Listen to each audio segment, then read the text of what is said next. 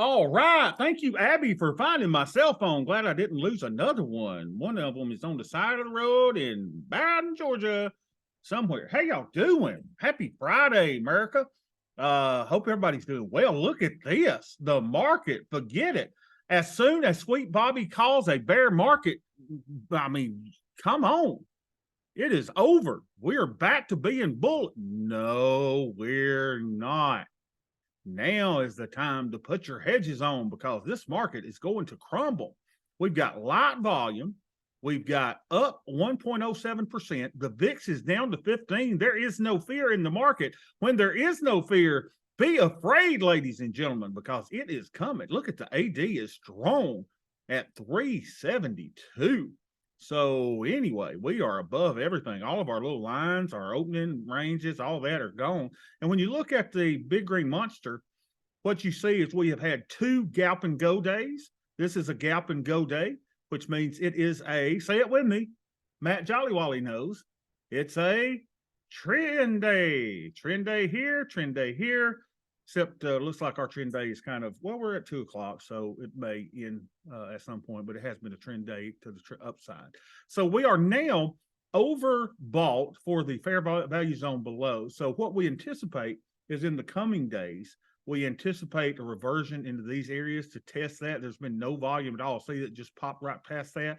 So we expect the market to test these areas, and ultimately we expect to go back to the 42.76. So bearish chart is what we have before us. Let's look at the linear regression and see what, let's look at the linear regression and see what the linear regression looks like. Linear regression looks like, aha, look what we notice. Volume increase, but now lower volume. And now it looks like it's going to be lower volume today. What does this mean? It means that this bear rally, yes, it's called a bear rally, is getting long in the tooth. And the momentum of the rally, even though it looks massive, the momentum is diminishing, which means next week, ladies and gentlemen, now it may go up another day or two, but it is coming down again at some point. Sell your calls, sell your calls. What should I say more often, Matt? What are you talking about? What should I say more often? What else should I say more often?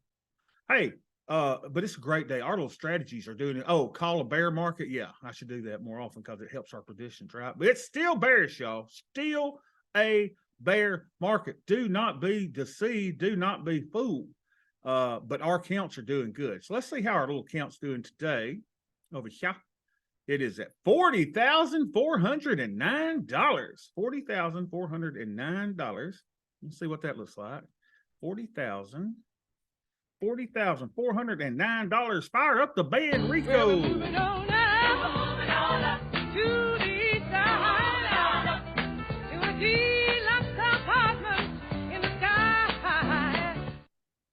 Make sure I got the right spreadsheet here. Yeah. All right. So here we go. So let's see what our Greeks and ratios are today.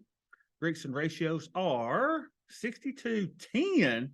I don't like that. 62:10. All right, 62:10. Let's see what we're going to do with that because we don't like it. How was it 77 yesterday? And now it's 10. 62:10. Are you kidding me? VIX is down at 15. And our buying power usage is, make sure I got the right account here. Hold on. Make sure I got the right account. Where's my accounts at? Where's the counts? Counts. It says Bobby. I think that's it.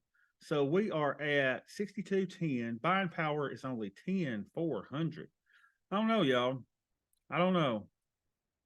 Now, normally you would see old Sweet Bobby go, man, let's put on a trade because our theta is nothing. But I tell you, I don't see it. I really don't see me putting on that trade. I don't. Let's see if we got any ES positions I could take off that are doing okay that would get rid of some of that theta.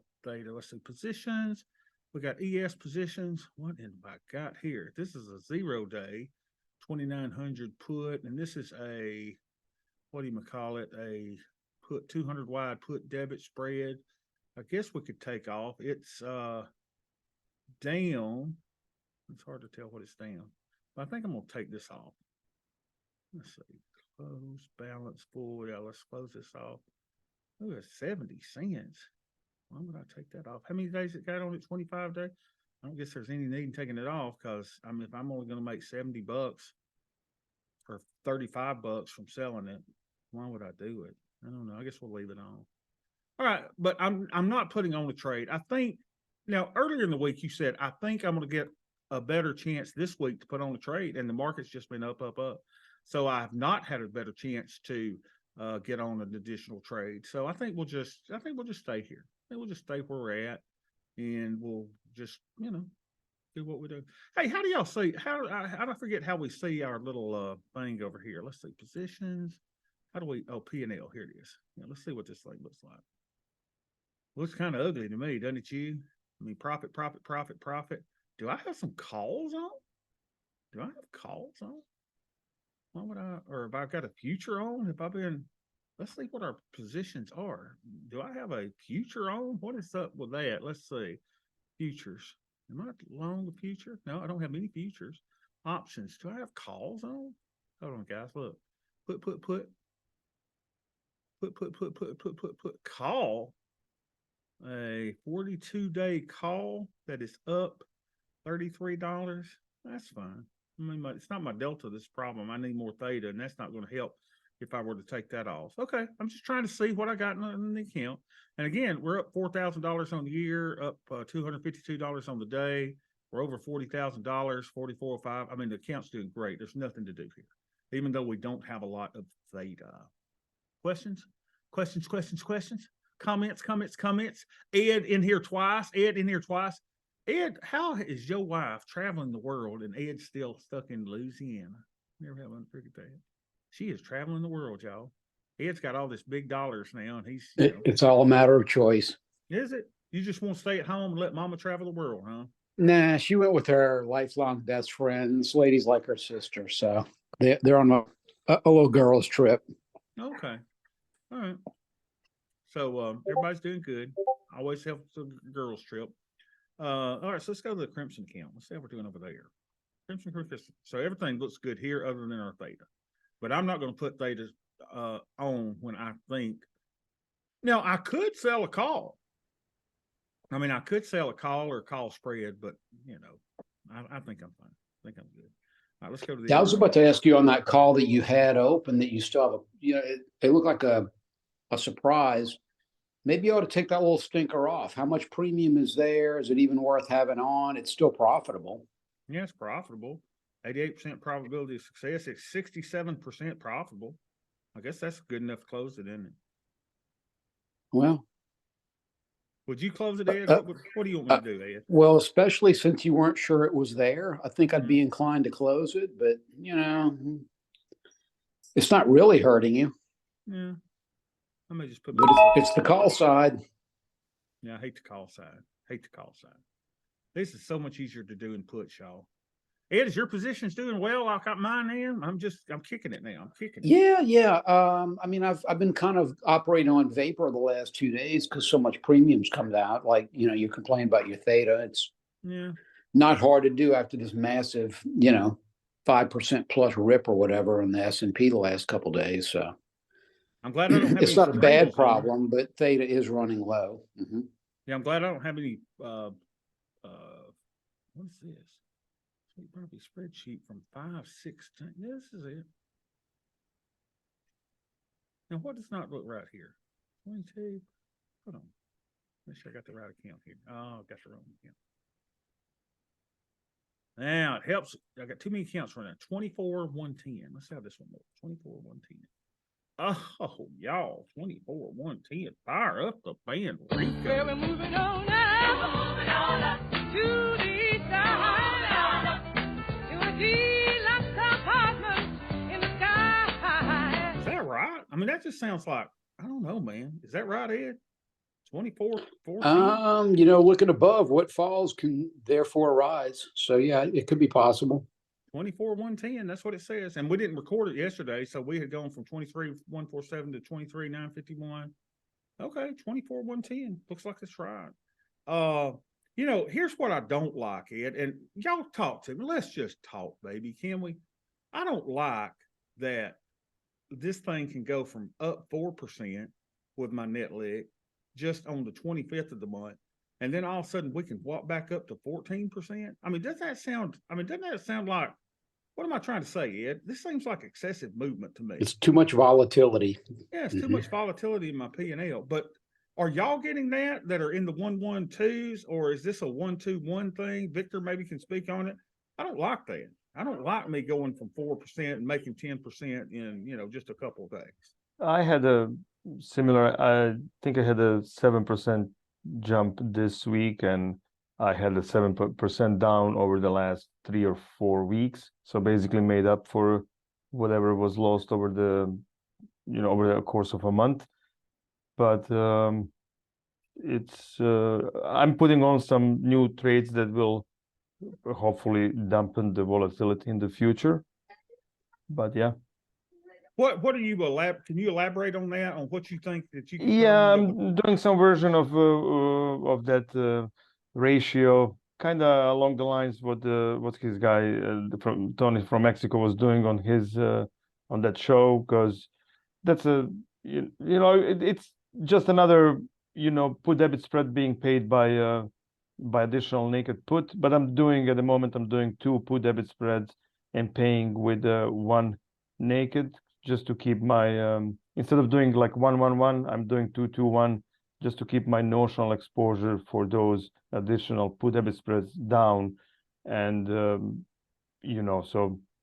that gives me a little bit of grind down income trade. Hey Victor, what kind of premium are you taking in on that 2-2-1? Is it less premium to pay for more hedge, or are you kind of taking in a decent premium as well? No, I'm taking a smaller premium, and it's actually it's meant to be a grind down trade, so not expecting to make much money on the on an up movement. Just I think like extra $30. So it's a stretched out naked put, basically designed to pay for the put debit spread, or for the 2 of them. Yeah. Okay. Yeah. Cool. Thank you. And but it's still up a few dollars on an up move, just because there is a little bit of some extra premium. Yeah. So I'm going to be sprinkling those in along the 1-2-1s, just to cover that area in between, to dampen this volatility that happens in a grind down move like this. Yeah, because when we did the 1-2-1, we were thinking that it gives us more crash protection. But the thing is, here's what you can see here, right? Is that but these positions have been safe the entire time. That's why we can go from 4% up to 14% in no time. Those positions, none of them have even been close to being breached, right? I mean, that's the right. But we still 1-2-1 still gives you more crash protection, but this was no crash. This was a grind down market for the last month. But in a crash, it would give you more protection. That's that's granted. But also the what was I going to say? I lost my train of thought. I had something else I wanted to add.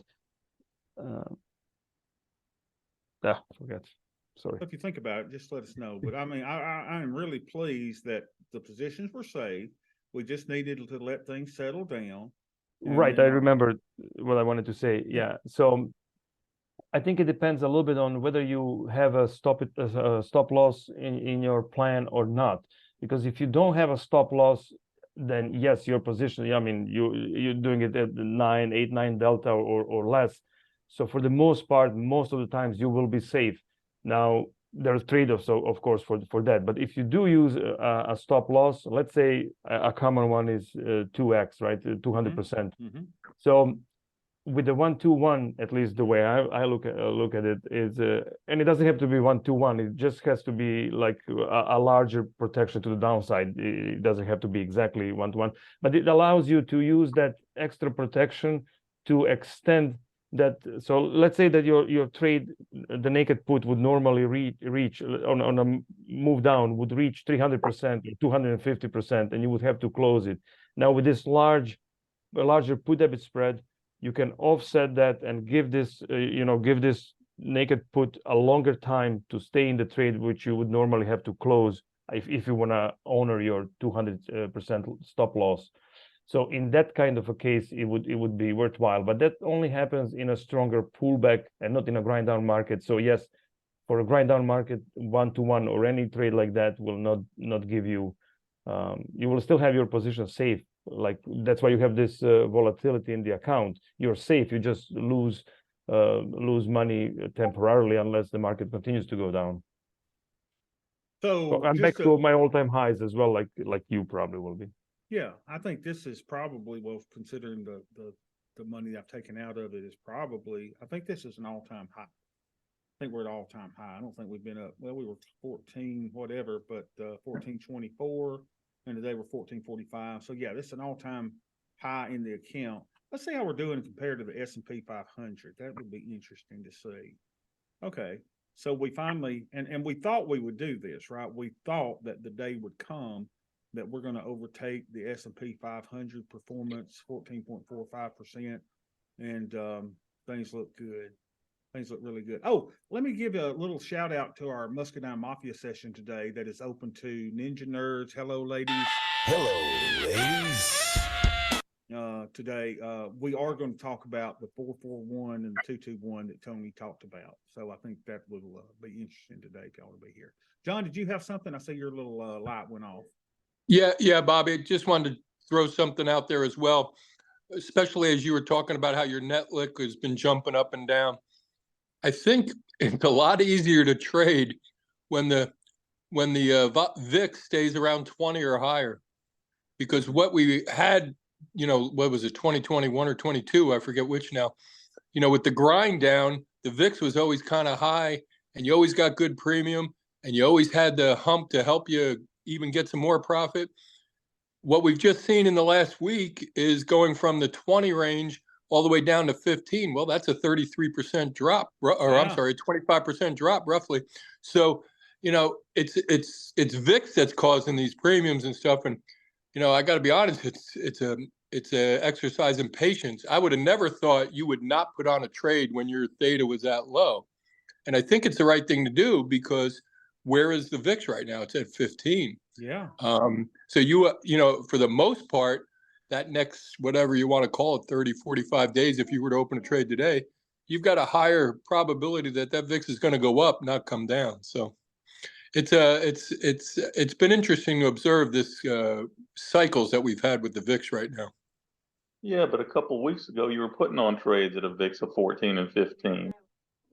Yeah, you were. Well, a couple weeks, 14 or 15. Yeah, I don't know the exact timing. You're probably right about that.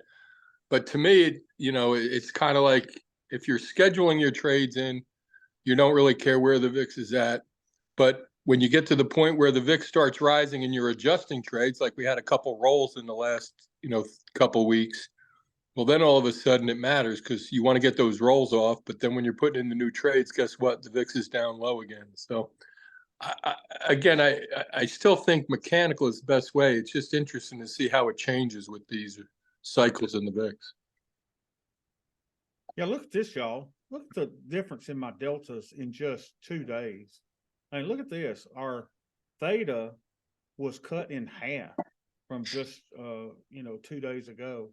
Just amazing. And we went from 90% buying power usage down to 61%. I mean, I don't know. That's those are some big swings, really big swings. I don't know what the takeaway is of that, but at least we're learning how to survive these things. And you're right, we have closed some trades, and we've rolled some trades out. But this one may be a little bit different. I don't know. On your guys that were doing the long 112 anyway, y'all were putting them on at 120, taking them off at about 30. So if that's I started out 90 here. I mean, I'm kind of thinking that on this one, I'm going to keep it until maybe the 21 days, since I put it on at 90. Keep it for a little bit longer. Let's see how those things are doing at 40-50. I mean, that's the good thing, is you can take off risk if you want to. So let's see here, P&L percent. Oh, you're at 74%. You guys were taking those off routinely at 90 and 95%. So, you know, I guess if you're going into the weekend, you're going, oh man, we got a bear rally, which is what I believe this is, a bear market rally. You certainly could take off some of the risk now, lower your theta a little bit going into a weekend if you thought, you know, the war or whatever. I don't know. It's just hard to keep up with everything. So is anybody, because of the war that potentially could break out in the Middle East and be even more severe, or is anyone else, are y'all pulling back on your position sizing? Are you not trading as much? Are you waiting to see? I'm just curious what y'all are doing.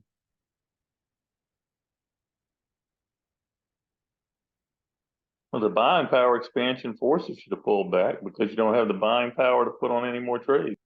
Yeah, I was at 90%, right? I could put something on today, but there's no need to. My theta's great. Well, I was at 103 in one of my accounts, and now it's at 24. You were at 103? Yeah. Isn't that something? Look at these deltas, y'all. Did you do anything to lower it down from 103, or is just volatility came in and you were okay? Did you buy any puts or something? No, I just needed time because my shorts, I'm trading in the ES, and all my shorts were at like 3,500 and below that were going to be ending in like 14 to 20 days. So. Mm-hmm. Hey, someone had a question too, and Ed, I know is good at this. John says, I would love a discussion on rolling the long and short puts of the put debit spread, the criteria, mechanics, etc. Ed, isn't that something that you've done? I don't think I've ever done it. In fact, Matt G right above, let's see, was it Matt? Someone said they rolled up a put. So some people will roll. So let's think about it. Like I had a 4450, 4400 put debit spread. So it was way in the money. Was starting to wiggle around, kind of far out still. And I thought, okay, it's got a $2,500 max, of which I paid 500, but it's quote paid for because this thing was all by itself, blah, blah, blah. But it's the 25 wide. So and the price was below that. The market was at like, I don't know, 42, the upper 4200s, and this was a 4400, 4450. It was about 2 weeks ago. It's in my, you were well in the money. It was way in the money. So I'm thinking I'm just going to milk this puppy for all it's worth. Well, then the market kind of started bouncing a little bit. This is in my room, by the way. Anyone who wants to kind of go look at what happened, it's in my room. I posted it and made comments about it. So I see a lot of people rolling down. In other words, they'll take the long put, the 4450, and roll it towards the 4400 short put. And that locks in gain. But to me, and it takes, I think it locks in a little more gain point-wise. To me, if I'm worried about the price coming back into my 4400, 4450 tent, to me, rolling the 4400 short up gets the tent further away from the price action and therefore makes it more probable that it'll stay in that part of the tent. So I typically take a 50 wide and roll it up or whatever. I'm doing this. That was an ES that I had left over, but I'm also doing this in SPX now with a notional equivalent 25 wide in SPX. So I basically just roll it up and take half off the table. So I took, in my example, you'll see out there, I took 1,000 off, and then a few days later went by, yada, yada, yada, and then I decided to take the rest off. And I think I made another 950 or something on the other one. So I didn't quite max it out, but I had other put debit spreads. I was a loaner, and we don't know what the market's going to do. I want to ring the register on a put debit spread. So I was happy with it. And about a week later, I had another one, and I just roll up. So all I can tell you is when it comes time for you to look at this, The rolling up of the put debit spread should only occur if you feel like the price is either rebounding from below the tent, like in that case where it's extremely in the tent, it's beyond the tent. It's pretty much easier to deal with than one that's barely in the tent, like Bobby, the one you're setting up right now. You're kind of barely in that tent. When you're there, you're a little further in. It is a little more challenging because you can raise that 0 DTE line and just see, oh my God, every day I'm sitting here, I'm going to make another 100 or 80. It's a lot of money if the price action just sits there, but it's also a lot of money lost if the price starts rising because it evaporates fairly quickly. And for me, it's hard to respond to. I try to put a stop. So if I have one that's in the tent, but not way in the tent, and it's marking it, I don't know, whatever. Usually when they hit 30, 31, I start paying attention to them, and I really don't want to let it go away. If it starts approaching 25, I might roll it and take half. Then if it breaks 20, I would probably be inclined to take the other half just to not be greedy. And again, I usually have other put debit spreads on, so we don't get to always ring the register on these. It's a good thing to do. Is that kind of answering? I think it's trader option. I think when someone's looking to roll the long down to get it closer to the short, look at that price, look at what it does to your risk curve and see what that does to your brain, and then look at rolling the short put up toward the long strike and see what that does for you. Hey, Ed, just one question for you. Were these originally set up, these PDSs, or the one that you talked about, the 4450, 4400, was that as part of a stretch 112 or a BA 112? No. So good question, John, because I do the stretched on occasion. I haven't done them lately, especially in my scheduled account. So the one in Victor's contest, the larger one that I have, it's a scheduled trade campaign. So it's an LT campaign. So typically every 30 days I'm getting in. If you look at it right now, because I put them on in a scheduled fashion, and then I leave it to my discretion as to how I might want to manage those. So the put debit spread that I had left over was a leftover that I had taken. I was doing LT 112 in ES, and I decided to go to SPX, which people have heard about. I've talked about it. So I'm now doing a 111X notionally equivalent, a 111 notionally equivalent SPX trade that sets up just like an ES 112. Okay, and that's because of my cash management thing, and which I prefer. And yes, you have to have a portfolio margin account to do it, because otherwise span margin is way more economical. All right, so this put debit spread that I just talked about was one that I put on at 120, and it's something like, we had a pretty good rally, and it's something like 59 days left in. I guess I was right at 60 days. My nakeds were they were wiggling around the 86, 87 range, and I took them off after about a week of them not hitting the 90% target. And I just let it sit, and then the market pullback happened a couple of weeks later. It started, and yada, yada, yada, and I got this 4,400, 4,450 put debit spread unconnected. That's me. If I'm close to my price target, I want to make money on my LT, but I'm more than happy. And I didn't have any other unattached put debit spreads at the time. So all kind of reasons I wanted that one by itself. So it's a little bit discretionary, but just me, I like to have an extra put debit spread or so, maybe more, depending on what the portfolio's been doing. Hey, Ed, how are you? You talked about that in one of your accounts, it's a scheduled trade. So you're putting those in now when it gets to 120 days. I am. Talk to us about how do you like that as compared to worrying about your Greeks to do it. Tell us. So the Greeks are relevant because the Greeks are ultimately going to be what keeps us from completely falling off the rails and over leveraging ourselves.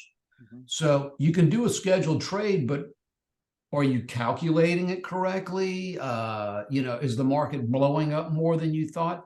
If it's time to do a 120-day LT, but your metrics are all blown up because we've had a 16% pullback and your metrics are at 58% or 68, or whatever they are for each person relatively, I'm not putting on another position. My metrics out of whack. So scheduling is numero uno, as long as my metrics are okay.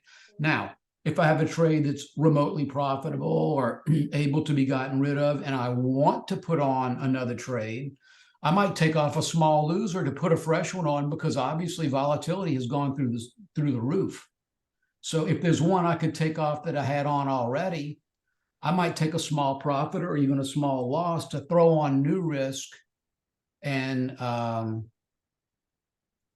have that go on at a higher volatility level, if that makes sense.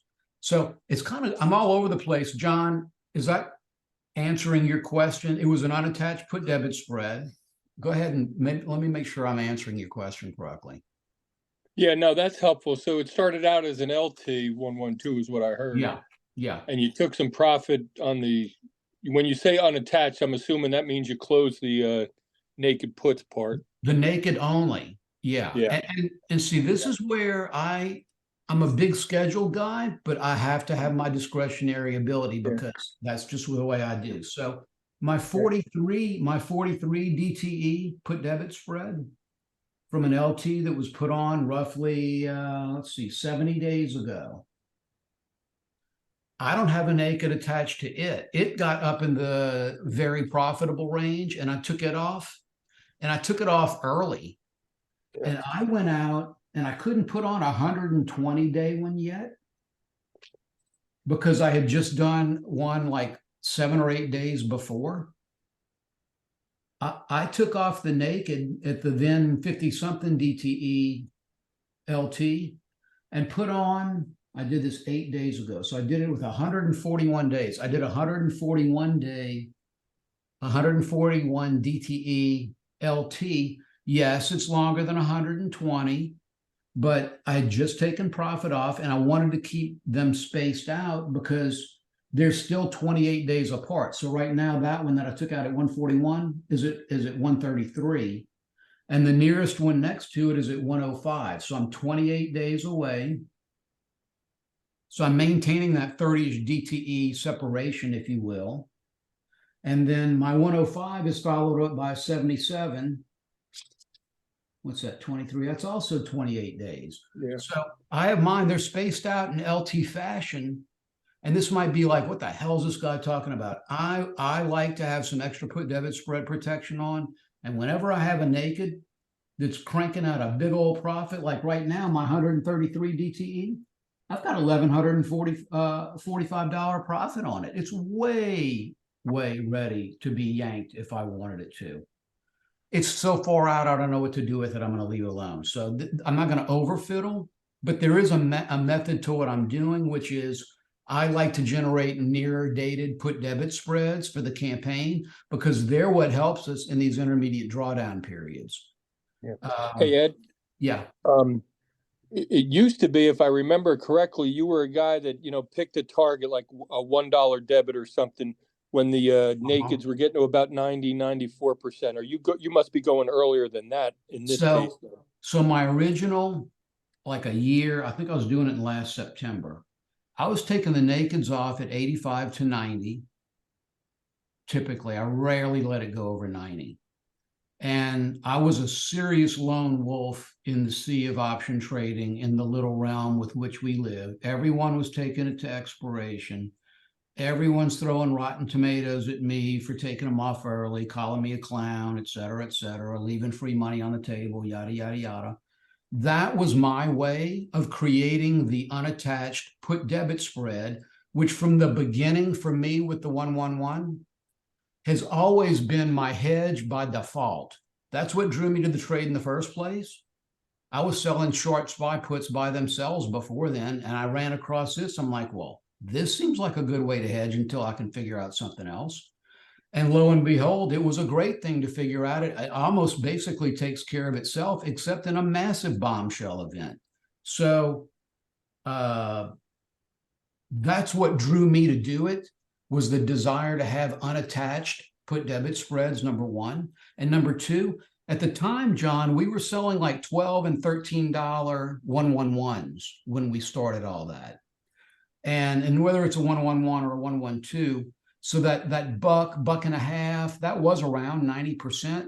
Sometimes I'd take them off at 210 because I was leaving the put debit spread on and going out to the longer distance and putting on a fresh 11X for a brand new $12 or $13 credit. And what I was finding, and it was clear to me, even now, when I take off that $1, $2 premium, yeah, it's way out of the money. It's a stupid low delta. It's going to expire worthless except in a bombshell event. What I found was I removed that risk and put on the new risk, and the new risk made way more than the $1 to $2 in the time it would have taken that $1 or $2 trade to go off. And I wasn't scheduling then, so I'm like, yeah. Notionally, I had an ES contract waiting to blow up as a naked. I'm not going to put another one on and leave an ES naked for 2 points or 1.5 points. My brain just wouldn't let me do that. It didn't seem like it was inherently sensible. And you marry that with my desire to have the put debit spread protection, which has always been my default, as it's as good as we can do it until we figure out something better, which is kind of comical because as we sit here today, everyone's still wondering what the best hedge to do is. It's not going to be an easily defined thing. I continue to search what might work for me. Most of the time, I don't really need a hedge. I don't run a very high BP, but sometimes I'll look at my risk, in my account where I'm running the SPX LT and what was my SPY campaign, which I'm taking apart, another separate conversation. Yeah. Ed, my thought is I have a couple of LTs and I'm kind of moving more towards those just to have them that far out. And I can afford to do it as far as metrics are concerned. It seems to me the LTs get to about 60-65% pretty quick, but then it slows down between 65, 70, 75, 80. I'm just curious what your threshold is. It depends on the market dynamic. So of course, when you get in, when you get out, that type of stuff. I'm just this 133, there was 141. I put it on for 20, and it's at 880. So yeah. I'm up 11.5 points. Yeah. In 8 days. So I call that fast. Yeah. It's so fast. I want to take this thing up and roll it up to another short put. I'm not quite sure if I want to fiddle with that or not. Yeah. And if you go back 8 days, our VIX was up around 20. That's why you've gotten such a big exactly. Bump. So it can be real fast. So this thing was a 5, I think, when I put it on. Now it's a 3 or a 2. I'm thinking about covering it, taking my $1,100 profit and rolling it up to a 5 and bringing in a fresh $14 credit. Yeah. Okay. So that's the kind of fiddling. I'd still leave myself with 133 LT position. I've just adjusted it and taken some profit off the table. Yeah. It barely even affects the deltas. Yeah. What seems to be interesting to me that we haven't explored in great depth, although you certainly are doing it. I know Tom King is a big proponent of it. And that is this manipulating the PDS once you get into the tent, once you are in the money on your PDS. Where do you roll your long put? Where do you roll your short put, up or down based on the market movement? I think people are now getting interested in even, if we're going to get the drop and the PDS is now, making us some money as opposed to just protecting us. Now we're trying to figure out how to optimize how much money we can make. Well, John, can I respond to that as honestly as I can? So brace yourself. There is so much FOMO out in these communities related to the put debit spread. It's almost like put debit spread fire. Like everyone's running around chasing their put debit spread. Oh, I got to do this. I got to have put debit spread.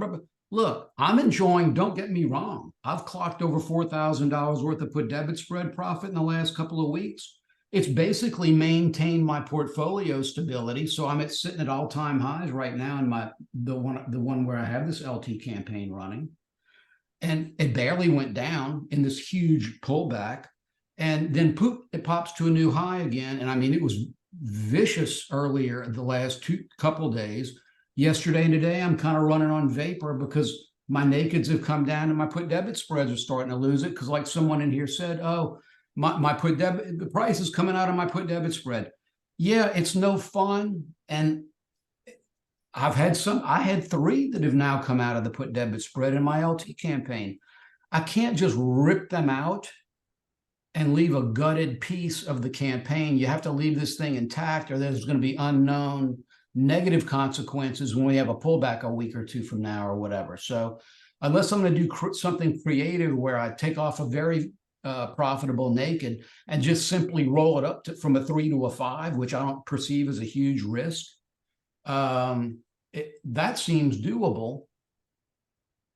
I wouldn't fiddle with it too much, but with the put debit spread fever that is everywhere is unbelievable. And I want to remind everyone, when we're cashing in our put debit spreads, it's because the rest of our portfolio has been taking a hit. So if you're looking at your net lick while you're ringing the register on your put debit spreads, remember, you're still down from where you were to, you're ringing a register, it's a realized profit, but on a portfolio-wide basis, you're probably not better off than you were before that thing got all tent profitable. So consider that. And what I'm really saying is the put debit spread is an insurance policy that we buy at the inception of the tranche, and it's going to live until it basically dies at 0 DTE, or we manage it along the way by taking it off completely or rolling it up or rolling it down or whatever. So it can also be removed with the naked. If your naked's up $800, but your put debit spread's up $500 and you're up $1,300 on the tranche, maybe you just want to take it off because you're up 130% on the trade, and to hell with the rest. Like that's got to be in each of our plans. But please, everyone, don't get all crazy and excited about the put debit spread profit, because it means your portfolio has been tested. And if you're not careful, you don't want to be gutting. Here's another thing. I've been seeing people take put debit spread profit and leave their nakeds on. Well, I can promise you that's not my trading plan, because the little bit of protection the put debit spread had, and it was a mature one, so it was responsive, it's removed, and now you've got 1 or 2 if you run the 112s. You got 2 notional risk nakeds that if the market decides, oh well, oops, this is the moment where blah blah or blah blah happens, and oh, we're going down another 3% in the next day and a half, you're going to be hurting on those nakeds. They're going to be just giving back a lot. So don't do that. Roll them out. Do what your plan says. Close them if they're, like if you want to take the put debit spread profit and use that to offset some, do what your plan says, but don't get greedy by taking your put debit spread off and leaving your nakeds on to make more money on your nakeds, because it's going to come back and hurt you at some point. I just don't want to see people do that either. Any other questions? I will make a quick comment on my SPY put campaign, my LEAP campaign that I'm exiting. Anyone want to hear that? I would. I was running it up to 1x notional, and which is not a heavy allocation. Now, Ed, I know you're our notional guy, but for someone that's listening and this is their first time dealing with options, tell them what that particularly means. Let's pretend that you've got $100,000 account and tell them what that means. You're taking 1x notional risk in the account. It's basically looking at the option positions that I sell, and in a blow up, and I get assigned those puts that I've sold, what is it going to cost me? So in a $100,000 account, let's say I'm selling 335 puts, 335 puts. Okay. Out in the LEAP world, which is pretty much probably where it is right now. So those are worth $33,500 each. It's 335 times 100 shares of SPY. So it's 33,500 notional equivalent. So a 335 strike, even if it's a year out and the market blows up and we go to 33.50 and the SPY's at 335, I've got to buy 100 shares of SPY or roll it or manage it or whatever. But let's assume I have to buy it. Okay. Because that's a whole separate story. That's why I'm only going 1x notional for this. So that's what notional is. 33,500 is the notional value of a 335 strike. If I have 100,000 divided by 33.5 is roughly right at 100,000. It's 100,500. So that is 1x notional. 335 strike puts is the notional value of your account at 100,000. So that is exactly what I'm doing with my SPY campaign. I was doing a 90 to 120 day campaign with it from April until July. I had additional money come in. There was a lot of rah-rah about the SPY Leap campaign being even safer. I have been running it since July, and I do not like it. The spreads are completely unmanageable. And Bobby, in fact, a couple of weeks ago, I went into a level 2 screen where I said, this is how you work a SPY Leap. And it was a big, giant, wide spread. I don't know if anyone remembers that. Yep. That's the problem. When we're doing SPY in the near realm, it's a penny wide. It might be 2 pennies if you go further out, or even maybe 6 cents, or it's modest. When you get out there in the 3 something to that 1 year plus or minus 60-day expiration, the bid ask is gigantic. It's 40 to 80 cents. So if the bid might be $4 and the ask might be $4.80. So I'm not going to hit the $4 bid. I'm going to work that price between the 4 and 4.80. The problem is there's barely any volume in this thing. So I've talked to people. Some people just hit the $4 bid. Oh, the bid's 4, I'm selling it at 4.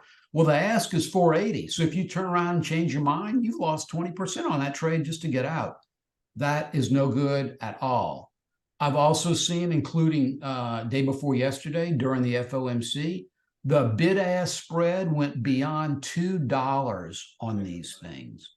So I was already getting out. I decided last week, I'm getting out. I can't take this gigantic width of the put debit spread. You have to work an order going in. Now, look, if you want to sell at the bid and then buy at the ask going out, just remember, if you're trying to make 30%, you almost have to make 50% because you're losing about 20% on the freaking spread. Okay, a lot of words. That's why I'm getting out. There's tons of liquidity at the 80 cent or more bid ask. You can see hundreds, if not thousands of shares available. It's so wide, it's an illiquid market. I'm out of there. I don't like it. I'm going back to a 90 to 120 day or so SPY campaign, which I was doing before. I haven't quite tweaked on it, but it's going to be a 1-1x style campaign. And instead of going 1x notional, I'm going to go between 1.25 and 1.5. The specific mechanics of the exact trade, I can't say right now, but that's pretty much what I'm doing there.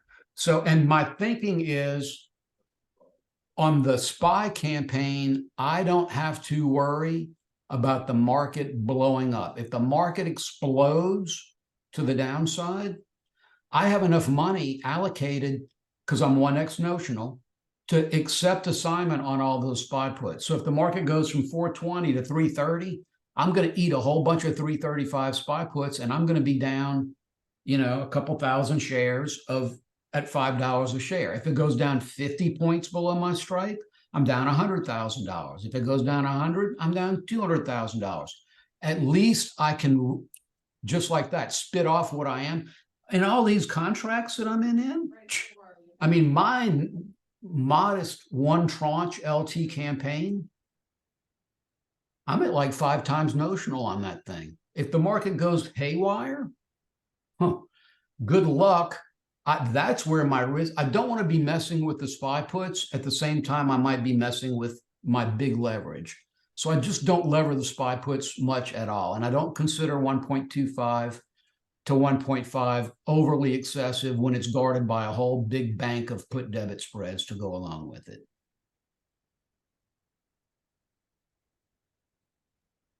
What else we got? Bobby, I have a couple of put debit spread management examples that I can go through in case there's more interest in talking through different approaches to managing them. Oh, that'd be great, Matt. Do you need to share your screen? I can set it up. Sure, I'll share my screen. All right, let me fix it where you can do it there. Let's see. I'll stop sharing. And anybody can now? Okay, great. Yeah, share that with us. All right.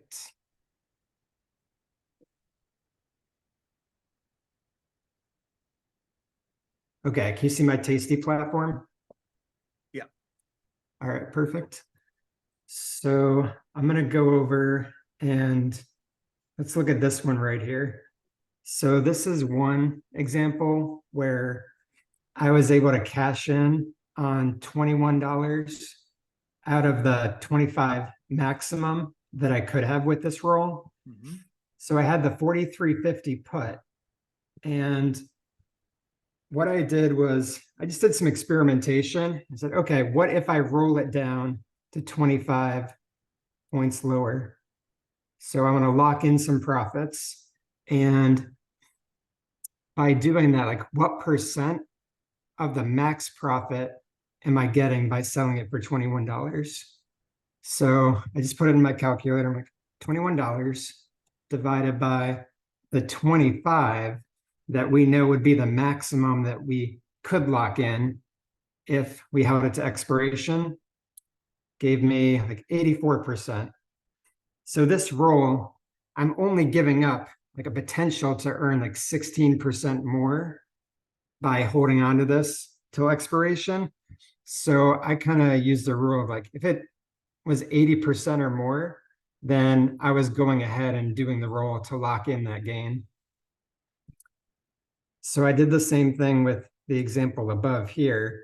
I had a 43.30 and I actually rolled that one down 30 points instead of just the 25 because I did that same calculation. Like, okay, if I can get a 24.25 credit out of a $30 potential, that's 80%. That's good enough for me. Let's ring the register, cash in those profits, and then I'm only really giving up the potential to get like 20% more in this example, but I'm risking all of it.